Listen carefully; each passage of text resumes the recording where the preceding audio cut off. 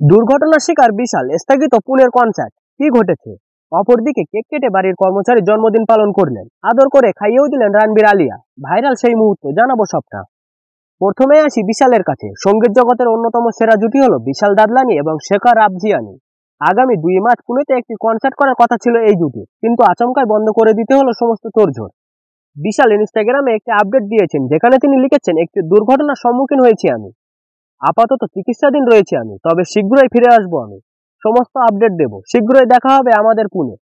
শুধু বিশাল নন, পুনেতে কনসার্টের আয়োজন যারা করেছিলেন সেই কোম্পানি অর্থাৎ জাস্ট আরবান সোশ্যাল মিডিয়ায় একটি পোস্ট করে জানিয়েছেন বিশালের দুর্ঘটনার কথা।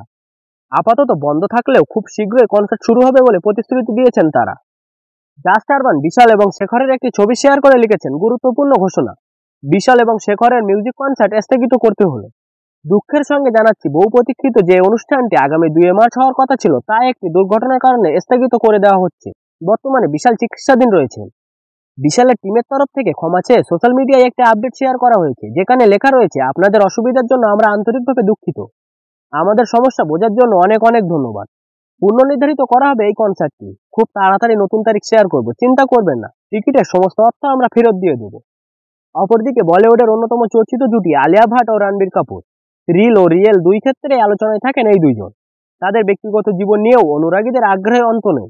এবার সোশ্যাল মিডিয়ায় উঠে এলো রণবীর আলিয়ার বাড়ির অন্দরমহলের ছবি, যে ভিডিওতে তারকা দম্পতিকে তাদের হাউস ম্যানেজার ক্যারল ডায়াসের জন্মদিন সেলিব্রেট করতে দেখা যায়। আর তাতেই উঠে এসেছে রণবীর আলিয়ার আবাসের ভিতরের কিছু ঝলক। সোশ্যাল মিডিয়ায় উঠে আসা ভিডিওতে সুন্দর একটা চকলেট কেক কাটতে দেখা যাচ্ছে ক্যারলকে। তখন আলিয়া রণবীর উৎসাহের সঙ্গে হ্যাপি বার্থডে গান গাইছিলেন। তিনি সেই কেক কেটে প্রথমে আলিয়া, তারপর রণবীরকে খাইয়ে দেন। আলিয়া রণবীরও পাল্টা সেই কেক আদর করে ক্যারলকে খাইয়ে দেন।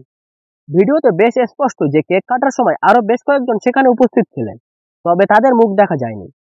ক্যারল নিজেই তার জন্মদিন পালনের ভিডিও ইনস্টাগ্রাম স্টোরিতে শেয়ার করেছিলেন। সেখান থেকেই ভিডিওটি সোশ্যাল মিডিয়ায় ছড়িয়ে পড়ে।